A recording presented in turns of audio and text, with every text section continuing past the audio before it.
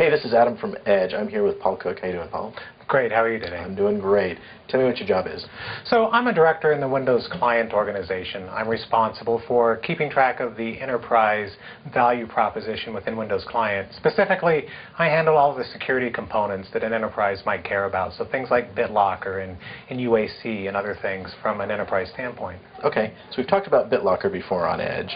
Now there's a new security feature I've heard about called AppLocker.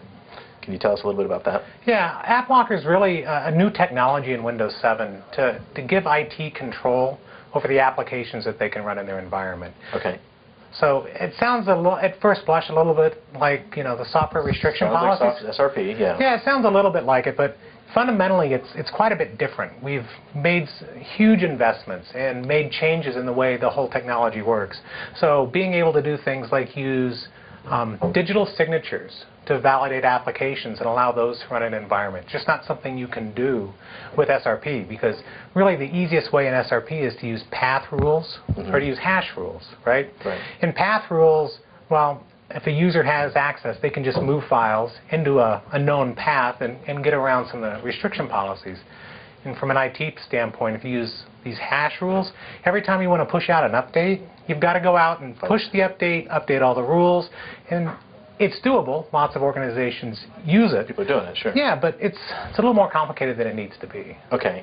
So how is AppLocker fixing that? How have we solved that problem with AppLocker? What does it do differently? Well, two major areas, actually three if we really look at it.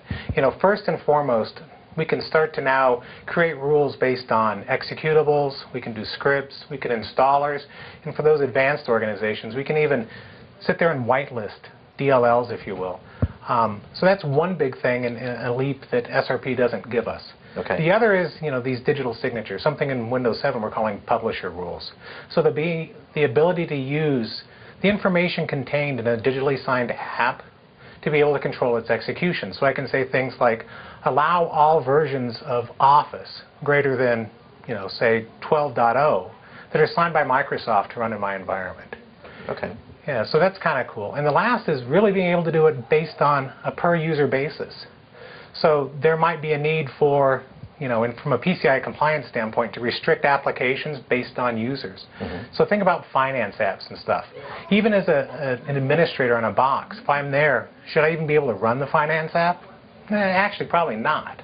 So I can actually control it based on groups of users or specific users, so that only those users can run these applications. Okay. You mentioned whitelisting. Can you tell us a little bit about the difference between blacklisting and whitelisting for applications? Yeah, so whitelisting is really creating a list of things that you want to run in your environment. The things that are known set of things that you want to run in your environment are quite a bit smaller than those unknown things. And that's really blacklisting, where you start saying, I don't want X to run in my environment, or Y.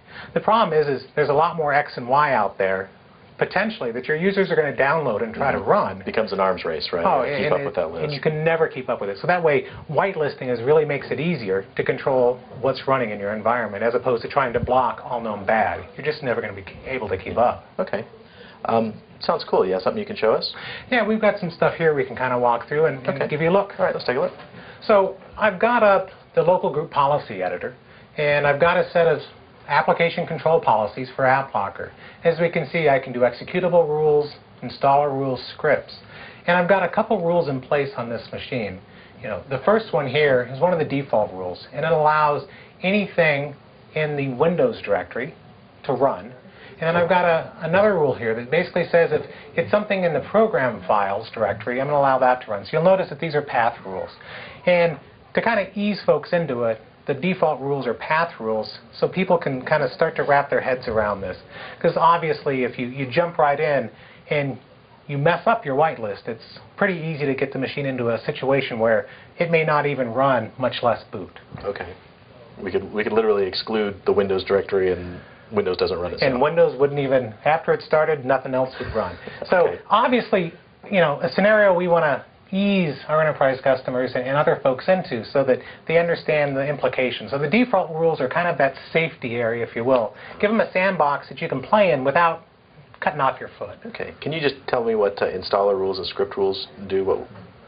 So installer rules, if I have like an MSI or an MSU file, I can actually put up a share within my organization and say, I'm going to allow any of these signed rules that live out here in the share to potentially be run in an environment. Okay. So that way I can control what happens in my environment from an IT perspective, but I can empower users to be able to run things and decide when to update themselves. Okay, so I could give them kind of a cafeteria style, here's some apps available to you.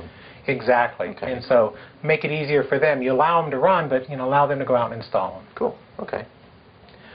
So we've got these two rules in place, and one of the things I do want to point out, one of the differences really when we look at what's allowed in SRP versus the new AppLocker policies is I have this concept of exceptions. It really allows me to create a hole in a rule. With SRP, you'd have to create a blacklist entry to exclude something. And, well, once you do that, well, how do you let anybody actually run it? Exclusions make it much easier for you to manage things in your environment. Okay. So I actually have one exception in this rule. So anything in Program Files Adobe can't run. Currently excluding. Okay. Yeah, so it's not actually excluding, it's not including, which is kind of an interesting concept for people to wrap their heads around. Okay. Right? I get that, yeah. Yeah, so that's the rule. And if we try to run Adobe, you'll notice that it's blocked. I can't actually run it because I've created that hole in the rule that allows everything in Program Files to actually run. So let's see how easy it is to actually create a rule for Adobe. So I'm going to right-click, I'm going to say Create New Rule, and I'm going to allow, in this case, I'm going to allow everyone. But I may say, Adam, I like you. I'm going to only allow you to run Adobe. Okay. But clearly, Adobe is one of those apps that everybody needs in an organization. So we're going to allow everybody to do it. And I'm going to use one of these new publisher rules so we can really get a sense of how these digital signatures work. So I'm going to browse to my Adobe directory. And what I'll do is actually pull the digital signature information right off of the Acrobat Reader executable. And as you can see, it pulls the information and pre-populates the information here for me to utilize in the wizard. I also have this slider over here, so I can start to make choices in my organization. Maybe I want to allow anything signed by Adobe to run. Maybe I just want Adobe Reader to run, right? Okay, cool. Or maybe just the Acrobat 32.exe is all I want to run. In this case, we're going to just kind of keep the defaults and say if it's Acrobat 32 signed by Adobe and it's version 8.1 or greater, let's allow that to run. So let me go ahead and just create that rule. We can see it pops up here. And now if I double-click on Adobe Reader, it launches and runs. So as we can see, it's really easy for IT to go through and create rules for their environment. Oh, that's cool. So one last thing that's kind of interesting is, maybe I didn't have this rule in place before. Let me go ahead and just delete it. We're going to get rid of it. But I have a reference machine that has all the different executables and things I need in my environment to run. So I can easily go through and I can use this option here to automatically generate rules. So anything in Program Files, I want it to go through and I'm going to let everyone run it because this is a reference machine for my organization.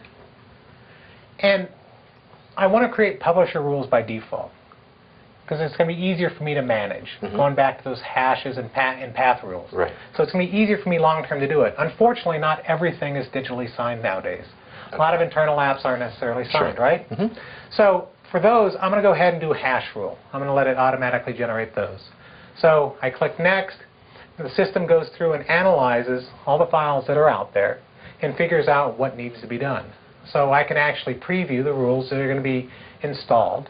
All right, if so I go ahead. this literally went through, looked at any apps that were installed, and created rules to allow those. Yeah, and we can see there's a number of things signed by Microsoft that should be allowed, and, well, there's some other things here that aren't signed that need to run. Okay. So it's literally that easy to create a set of rules for an organization once they have a reference machine put in place. Cool. So, Paul, this is great stuff. Where can I go to get more information on AppLocker? Well, we've just released the beta of Windows 7, and as a result, there's a lot of great content coming. So my best advice is, keep an eye on your favorite TechNet site and step-by-step guides and other documentation that really will help you understand how AppLocker works are on their way. They're just not available at this early stages of the beta process. All right. We'll keep an eye out. Thanks, man. Thank you.